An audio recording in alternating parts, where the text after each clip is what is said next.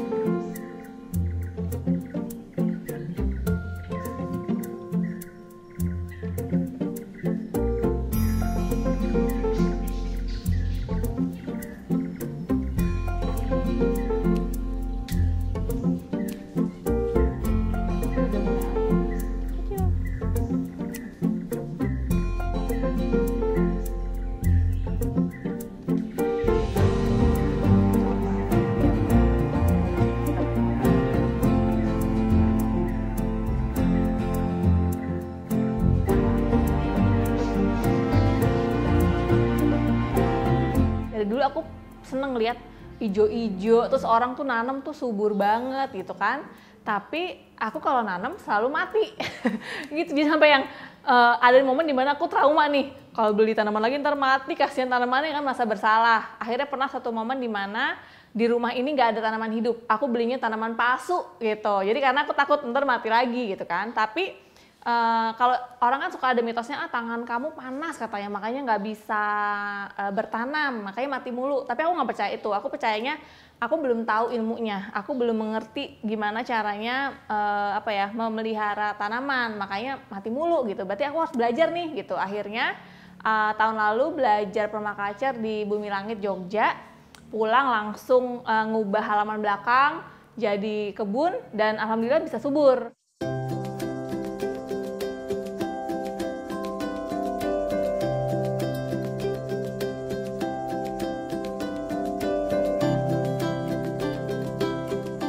Saya nanam di sini nggak monokultur gitu, jadi semuanya tanaman tumbuh bersamaan, berdekatan, saling membantu. Kayak contohnya di sini, ini ada kacang tanah.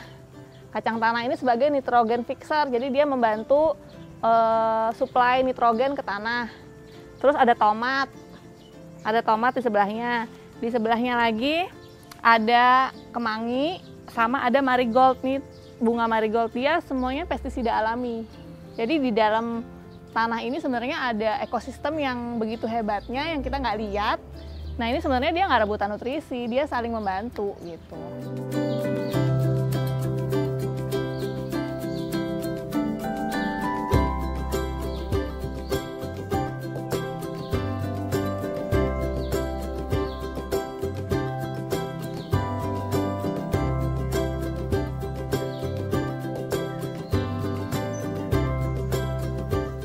Di kebun ini saya menerapkan cara kerja yang ada di hutan. Jadi di hutan itu kan sebenarnya dia bisa subur, nggak ada yang mupuk, nggak ada yang nyiram gitu, tapi semuanya bisa tumbuh dengan segar dan subur.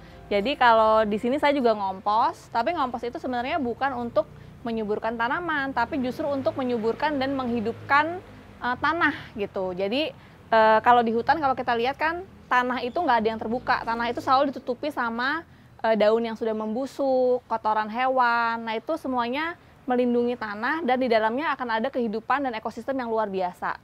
Yang kita bisa lihat di sini nih, di tanah ini. Ini isinya daun-daun kering, potongan rumput yang ada di halaman sini itu nggak dibuang, tapi ditumpuk-tumpuk aja. Kalau kita mau lihat di bawahnya, ini kan kering nih, kelihatan kering sekali. Tapi kalau kita bongkar, tuh lihat, basah.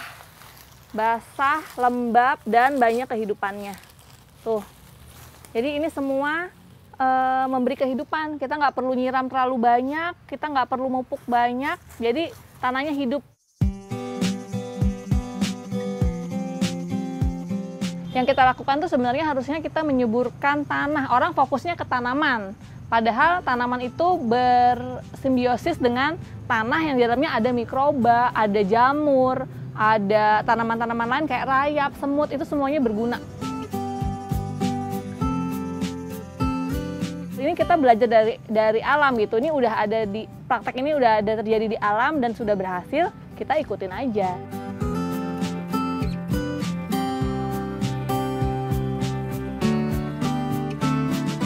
Ya, jadi hari ini aku mau panen buat makan siang nanti. Yang mau dibikin tuh nanti salad. Jadi kita mau panen sawi, tomat, sama bayam Brazil. Yuk!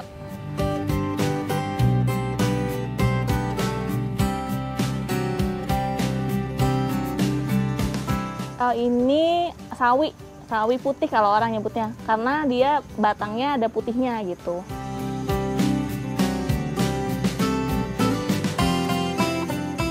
Besar ya, seger.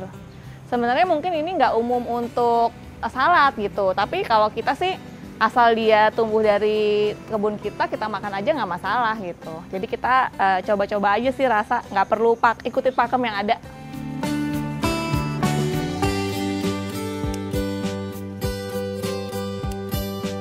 Ini bayam Brazil, disebutnya tanaman perennial atau menahun. Jadi kita tanam sekali, dia akan mendapatkan hasil panen berkali-kali.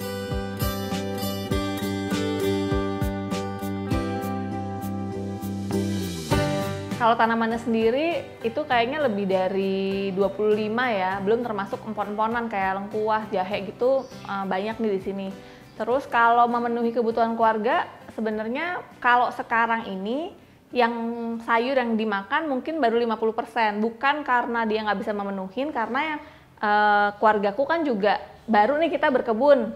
Kalau yang mau makan konsumsinya langsung biasanya aku, kalau mereka pasti kan yang mereka, kalau keluargaku yang mereka familiar gitu kayak wortel, kentang, cuman kan nggak bisa produksi terus kan gitu. Jadi untuk keluarga aku sendiri butuh penyesuaian lagi gitu, karena aku juga baru 6 bulan. Tapi kalau untuk aku sendiri dan untuk orang-orang yang kerja di rumahku, semua udah bisa dari kebun ini gitu. Jadi mungkin sekitar sekarang masih 50% lah.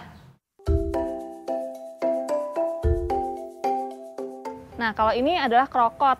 Krokot ini sebenarnya tanaman liar, jadi saya nggak nanam krokot ini. Di pot ini sebenarnya saya nanam selada, tapi malah nongol krokot. Tapi nggak saya musnahkan, karena sebenarnya krokot liar ini dapat dimakan. Kalau di Amerika malah dia dijual seharga 200 gramnya itu $2,3 gitu. Sayang banget, dia antioksidannya tinggi, omega 3-nya tinggi. Sayang banget kalau kita anggap gulma dan kita buang-buang aja. Ini bisa kita panen.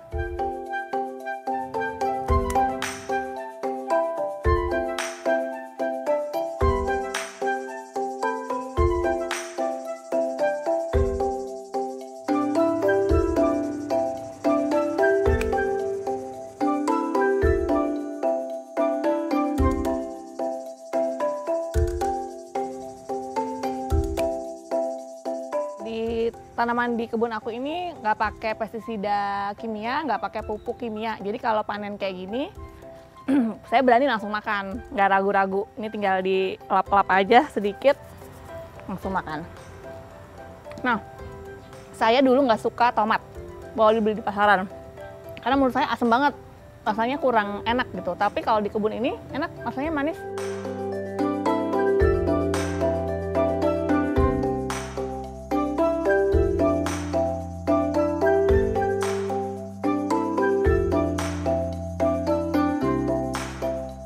Nah, ini punya kebun kayak gini sebenarnya kayak kulkas alami ya. Jadi kita nggak perlu nyetok banyak-banyak di dalam kulkas. Tinggal kalau butuh sedikit ya petik aja.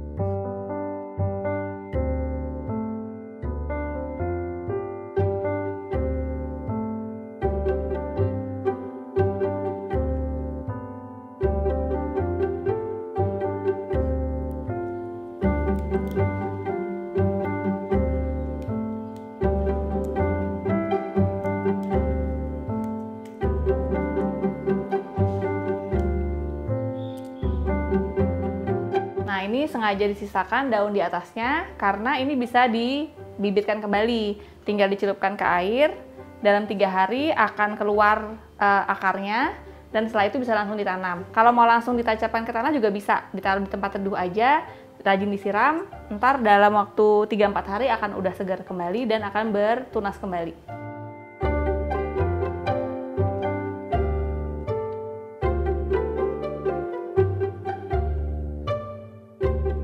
Kita memenuhi makanan kita sendiri, iya. Tapi ada satu lagi yang menurut aku sangat penting. Dengan kita ngelihat nih, nanam misalnya tomat. Oh ternyata dengan nanam sendiri tuh tomatnya tuh nggak satu ukuran loh. Jadi begitu ada hasil tani nih mungkin dari petani yang nggak sama ukuran, kita nggak bilang itu jelek loh, itu bagus. Karena kita udah lihat sendiri, oh ternyata nanam itu nggak bisa serupa kayak di supermarket kan bentuknya serupa, harus sama-sama merah, harus bentuknya bulat gitu. Kalau kita nanam sendiri, kita lebih bisa mengapresiasi hasil tani yang ada dan kita bisa mengolah gitu, menerima. Sama juga kalau kayak ke anak-anak tuh kasih lihat ini loh, bikinnya tuh susah, lama, butuh proses. Jadi kita jangan buang makanan, kita produksi sendiri.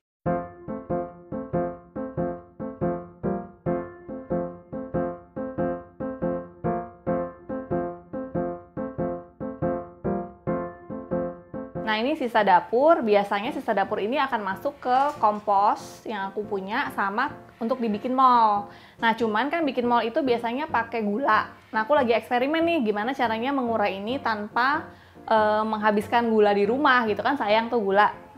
Nah ini aku eksperimen pakai mothernya kombucha gitu. Jadi ini adalah sampah sisa makanan yang sudah-sudah, ada roti, ada sayur, ada ini ampasnya bikin sirup kocombrang. Ini tinggal aku masukin aja semuanya ke dalam sini. Tuh kayak gitu. Terus nanti yang mengurai tuh bakteri ini Scooby-nya. Tuh, ini yang gede ini dalam waktu seminggu udah terbentuk nih segede gini. Padahal aku nggak kasih gula. Jadi si bakterinya ini makan gula-gula yang ada di tanaman di sampah dapur ini. Dan dia bisa terurai, dan nanti hasil airnya ini bisa jadi pupuk cair buat tanamanku. Dan yang ininya, yang padatnya bisa masuk komposter dan akan lebih cepat terurai karena udah mulai hancur dianya. Ini baunya wangi sekali, baunya tuh kayak apa ya, jeruk fermentasi gitu deh, asam-asam kecut, enak. Padahal ada roti, ada sayur, tapi nggak bau busuk karena ada ini.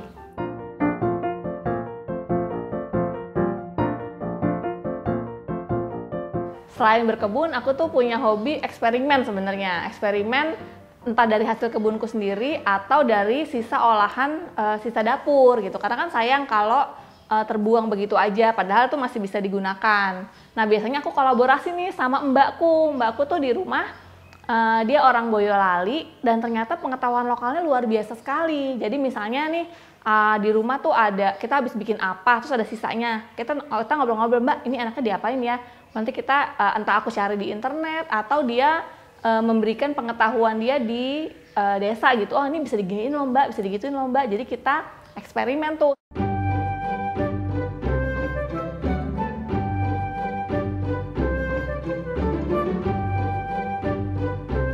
Nah ini cara saya memperpanjang usia limbah dapur. Jadi kemarin itu sempat bikin sirup kunyit asam. Kan dia kunyit asam kunyitnya masih bisa digunakan sebenarnya. Jadi daripada dibuang saya keringkan. Ini bisa buat olahan makanan lagi sebenarnya. Ada yang kemarin sempat bikin nasi goreng kunyit. Bisa juga ini buat pewarna. Sekarang kita mau praktek mewarnai baju pakai limbah kunyit ini. Kita rebus lagi supaya dia makin keluar warnanya. Ini juga sisa kemarin. Jadi warnanya mungkin udah agak berkurang.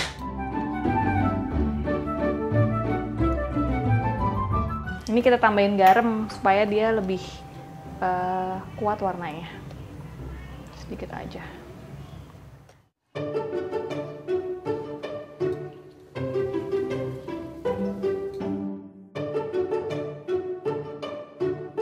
Sekarang mau dikasih motif.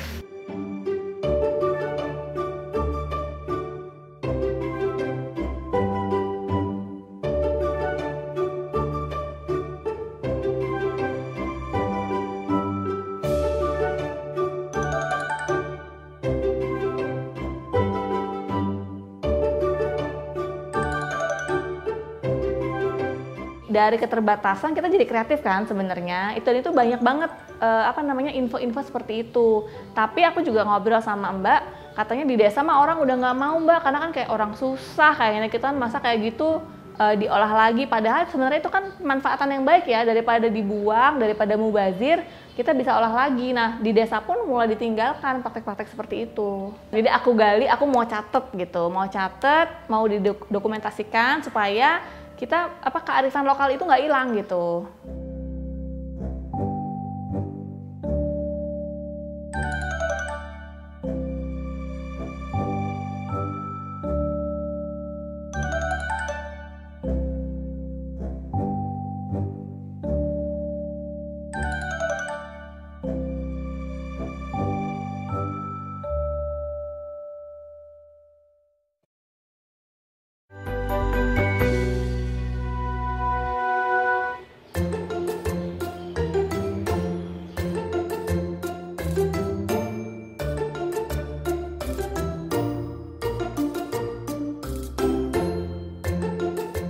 Saya nama Rara, asal dari Boyolali. Kurang lebih ikut sama Ibu Nada, kerja sama Ibu Nada 5-6 tahun.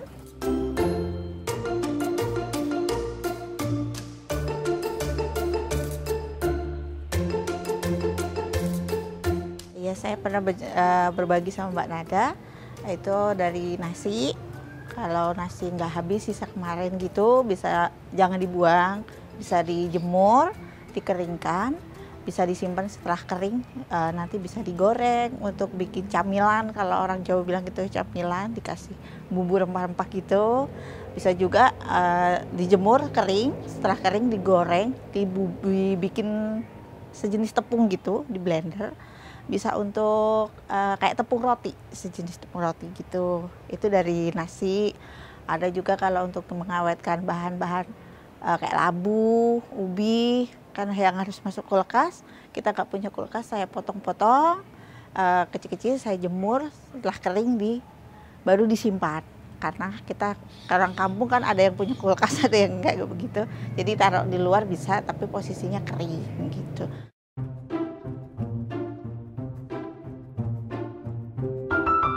Mau diolah lagi tinggal dikukus, atau kalau labu kan mau dikolak, bisa langsung dikolak gitu. Nah, karena kalau di desa sekarang sudah berkurang orang mau apa namanya ya bahasanya, mau gunain itu gitu. Cuma saya berbagi sama Ibu Nada, ternyata Ibu Nada malah senang gitu. Pengalaman saya dari kampung, saya berbagi sama Ibu Nada yang di kota, jadi saya sering berbagi sama Ibu Nada ngajarin saya begini, saya berbagi dengan Ibu Nada begini. Jadi saling berbagi aja kita.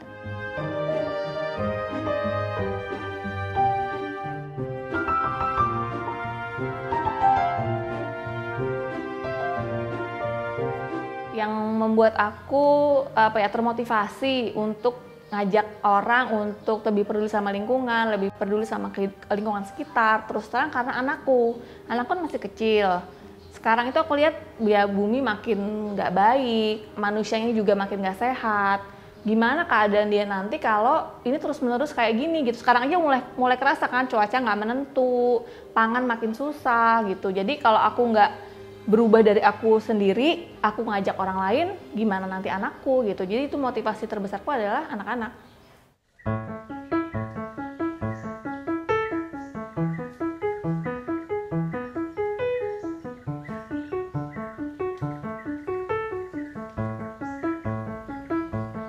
Ya ini tadi sisa bikin salad yang pucuknya bayam Brazil.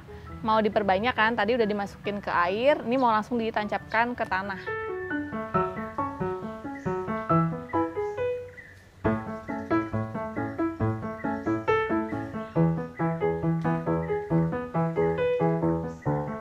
Sejak aku berkebun, aku perhatikan tuh alam itu tidak menuntut.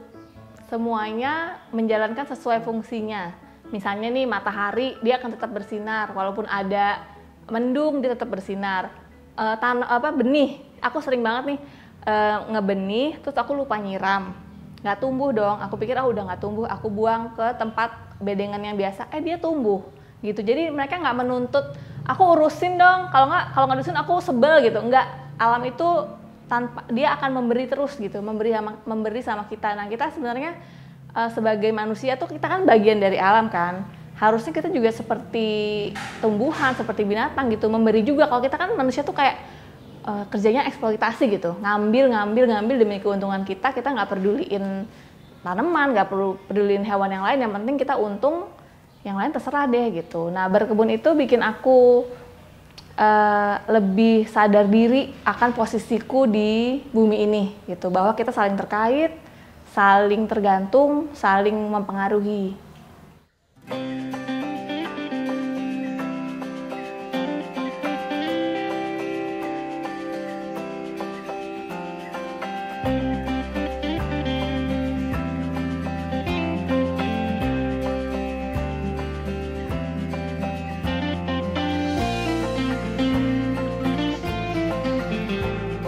Nah, ini di bedengan ini adalah salah satu eksperimen saya karena kotakan ini nggak pakai tanah sama sekali. Jadi waktu dibikin isinya saya lapisin dengan daun kering, rumput kering, sampah dapur, terus dilapis-lapis sampai dia membusuk. Setelah siap baru ditanami. Ya, nah coba lihat deh, ini tanah yang sehat dan hidup seperti ini. Lihat tuh, mikrobanya banyak binatangnya, dia gembur, dia lembab, terus banyak kehidupan nih kalau dilihat tuh, banyak banget cacing-cacingnya. Nggak cuma cacing tanah ya, tapi ada kaki seribu, ada macam-macam lah di dalamnya. Jadi kita bisa bikin tanah subur, tanah gembur sendiri dari sisa dapur, dari buangan kebun, tinggal di layer-layer aja.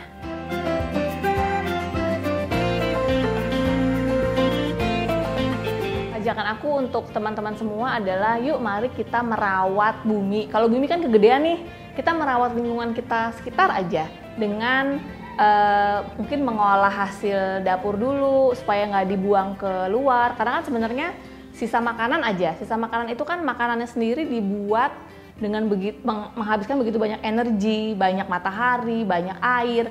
Kalau kita buang cuma jadi sampah, tapi kalau kita olah bisa jadi kembali ke tanah, walaupun kita nggak berkebun ya, tapi kita bisa kembalikan energi semua itu kembali ke tanah. Itu pun sudah sangat bermanfaat. Jadi yuk kita merawat bumi, merawat lingkungan sekitar, mulai dari yang kita bisa sekecil mungkin, nggak apa-apa, yang penting konsisten.